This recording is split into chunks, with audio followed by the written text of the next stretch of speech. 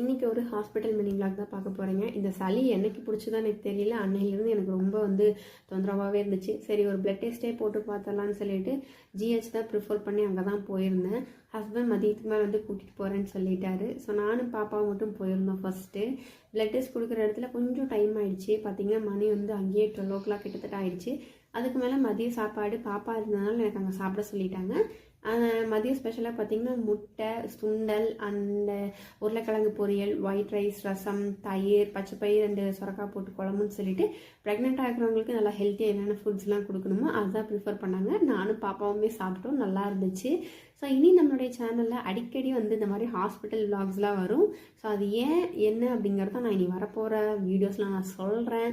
So இந்த video உங்களுக்கு பிடிச்சிருந்தா மற்றவங்களுக்கு ஷேர் பண்ணி விட்டுருங்க. அண்ட் வீட்டுக்கு இருந்து கொஞ்சம் வேலையெல்லாம் முடிச்சுட்டு உங்கள் கூட பேசுகிறேன். நான் வந்துட்டேன். பாய். நாளைக்கு மீண்டும் உங்களை பார்க்கிறேன்.